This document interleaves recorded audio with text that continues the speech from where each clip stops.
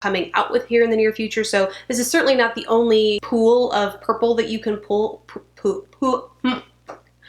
Hey guys, it's Bailey. Welcome back to the channel and thank you so much for tuning in to what is going to be a review of the brand new Butter London and Pantone Ultraviolet collection. Pantone recently announced that Ultraviolet is going to be the color of the year for 2018, which I'm a big fan of. I love purple in pretty much any way it's served up, but I especially love a good gem tone, and this is a nice Ultraviolet, is a nice rich purple. So shortly after Pantone announced that, Butter London launched their Ultraviolet collection, and they were kind enough to send me what I think is everything within this collection. So we're going to be going through all of it, reviewing it, swatching it, doing demos of everything, including the nail polish, which if you know me, I'm not a nail polish kind of person, so I even swatched them on nails. Not my nails, obviously, but some nails. So if you want the full rundown of everything that has recently come out in that collection, let's go ahead and get started. Let's first start with the Glazing Eye Gloss. This is what I was most excited about because I love the Glazing Eye Gloss formula. I have a whole separate review of the shades that they already had out within this formula, and I'll link to that. Either click the eye here or in the link in the description box below. But I think this is a super cool, really interesting kind of formula. It's a jelly texture, so right off the bat, it had me hooked with a weird texture. But it has a kind of shimmer and sparkle to it, to where once you apply it to the eyes and it dries down, it still has a shimmery but almost borderline glossy sort of finish, and yet it sets all day. It doesn't crease, it doesn't move or budge or smudge or anything like that. Unlike, you know, a lot of other products that help you get a glossy lid, it's a true gloss, and so after, it's not practical to wear because after a couple minutes, it's in your creases and it's everywhere and it's not a good look. At least if you want your makeup to last intact, crease-free through the end of the day.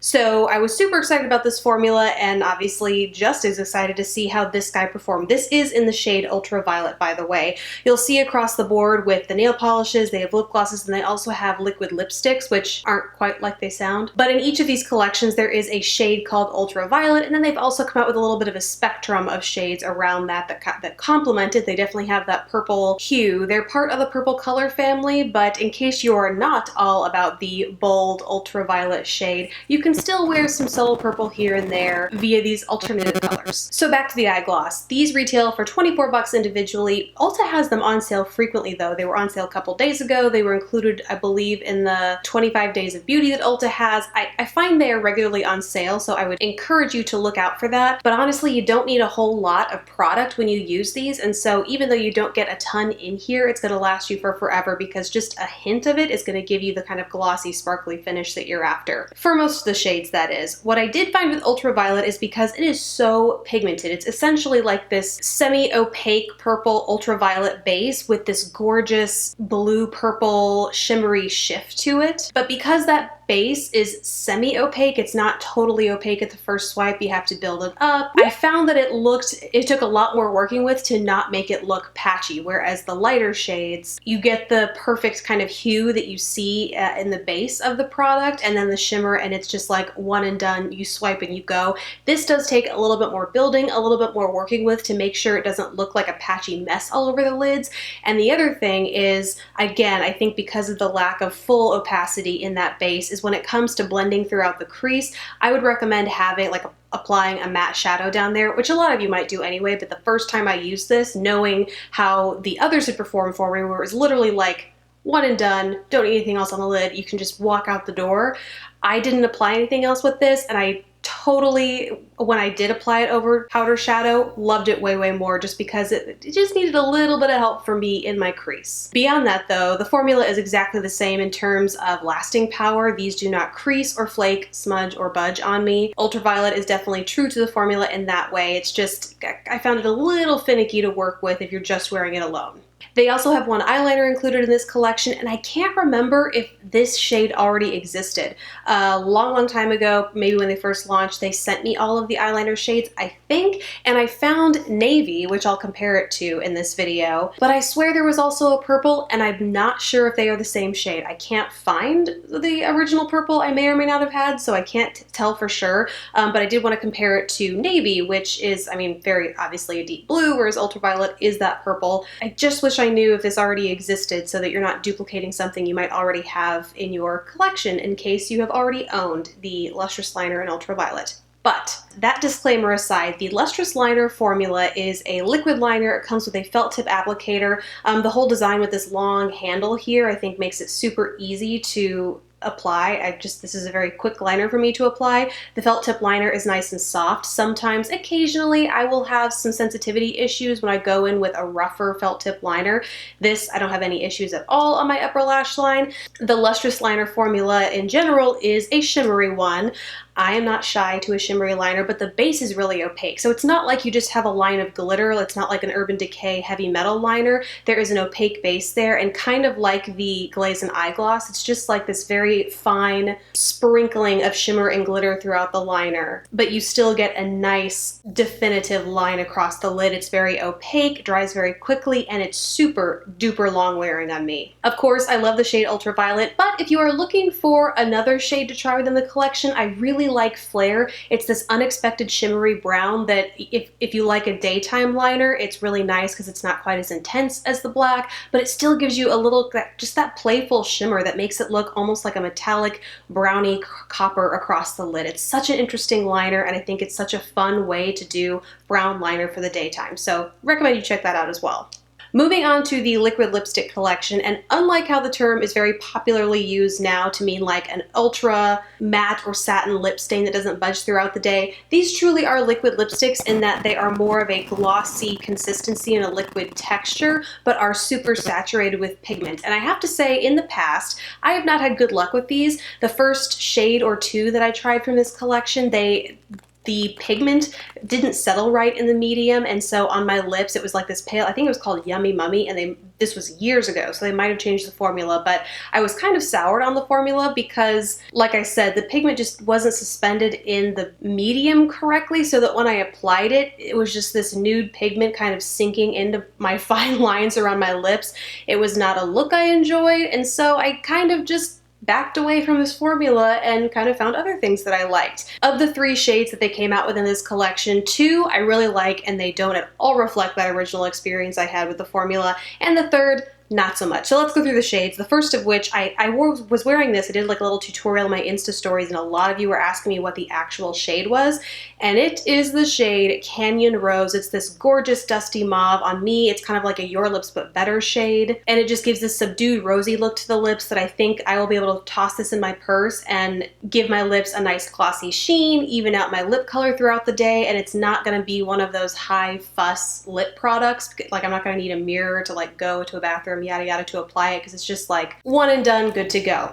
The next shade is more of a lilac shade. This is called Wild Orchid. It's actually probably more of an orchid shade, and here it is. This was another good one, and I was kind of nervous about this because of the level of pigment in here. I thought this was a prime candidate for sinking into those fine lines. That really wasn't the case. I had to layer it up a little bit more than I did Canyon Rose, but after that layering, it sat really beautifully, and in general, the formula with these, for me, I mean, they're definitely not transfer proof like a lot of liquid lipsticks out there are now these days. So I tend to get, you know, an hour and a half, 2 hours. It just depends on how much eating and drinking you're doing.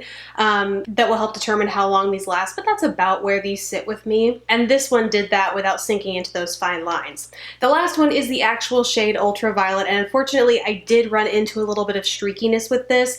Unlike that original shade I had tried, I didn't find the pigment was settling in my fine lines, but it's just so pigmented that as you spread it out, you can definitely see the brush or doe foot strokes. All of these come with a little doe foot applicator, and so I think you'll be able to tell this in the demo, that as I'm applying it, there is just no amount of layering or smoothing that can kind of get rid of those streaks, and then once you get it perfect and you go and like blot your lips together, it kind of gets all messed up again and the color gets redistributed. And so I love the way it looks when it's blended in, but in terms of a practical lip color, it's not quite one for me, just because I need to be able to talk and move and live my life in my lip product without having to worry that it looks kind of funky or streaky on my lips. So of the 3 of these, I would recommend Canyon Rose and Wild Orchid. Next are the lip glosses, which were an unexpected favorite for me. Again, 3 shades in these as well, the lightest of which is Mystic. I don't think I'd ever tried their lip gloss formulas. They have kind of a light minty sensation. They kind of, you know, make you feel like it's a plumping formula. I don't notice any actual size results when I go in and apply these, but what I think is interesting is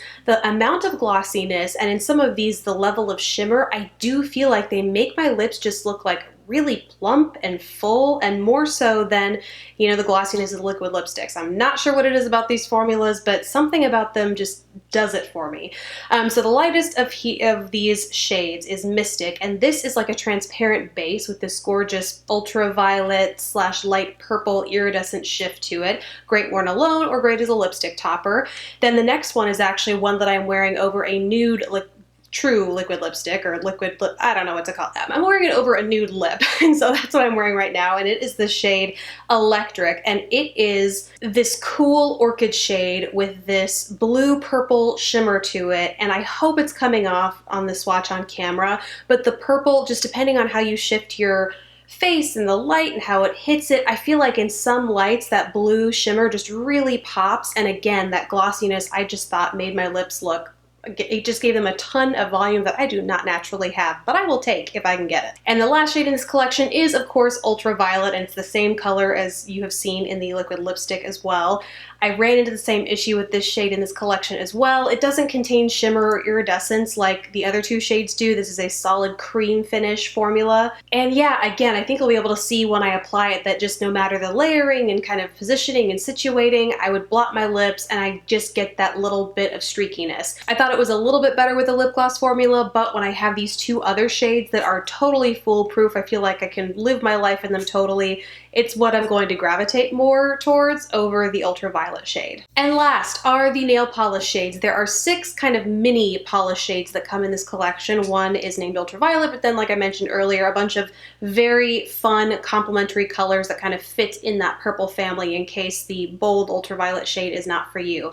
So I'm going to start with the lightest, and these are not my natural nails. For those of you who might not know, I love press-ons. I typically like always wear press-ons. And it's mostly because I hate the dry time of normal polish, and when I do have the time and the patience to paint my nails, it chips away like pretty much immediately. So if and when I paint my nails, it is almost always on press-ons. In case you are curious, these are from Amazon. They are super duper cheap, and I will link to them below if you're interested.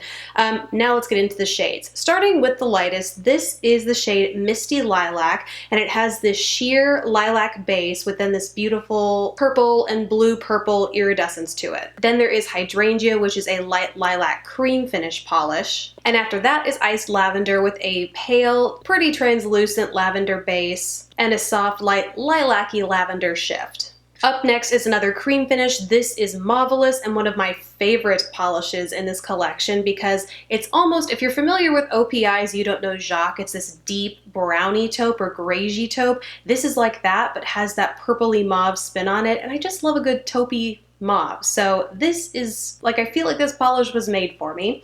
It's a cream finish as well. And then the other cream finish here is the actual Ultraviolet shade. So in the event that you are less of a muted taupey kind of girl and you want the full-on purple, that would be for you. And then the last shade is one that I was so excited to try in the bottle. It is Purple Rain, and it is this almost dual or triple chrome looking nail polish in the bottle where it has an ultraviolet look dead on and then a blue violet look from the side, and then once you go even more, it's like this aqua or teal violet shift. It's like this, it looks like such a beautiful complex purpley tone. But I found that as I was actually applying it with 3 layers over my, first of all, it took 2 layers to be opaque, and then from there even a 3rd layer, I just wasn't noticing as much of a complex shift as I saw in the bottle. That could totally change if you apply it over like a black nail polish base. That might be a little bit different, but just right out the bottle, and this is something that someone that might regularly paint their nails know right off the bat, like I'm just such a polished noob. But just right out of the bottle, in case you see this and you're like, yes, I want that all over my nails, just know you might need to apply it over a black base to get that full-on shift that you see in the bottle. So that is it for the Butter London Pantone Ultraviolet collection. There are definitely going to be other purple products that brands are going to be featuring or coming out with here in the near future. So this is certainly not the only pool of products that you can pull from if you're looking for a good purple product. Brands have been highlighting existing products, and I'm sure there will be more to come soon throughout 2018. But because this was the freshest release that actually had products that matched the Ultraviolet color swatch from Pantone, I was really excited to get this review out here. So if I forgot anything, if you have any other questions about the products or formulas, let me know down in the comments below. But besides that, guys, thank you so much for watching. Please don't forget to subscribe if you haven't already, and I will catch you in the next video. Bye, guys.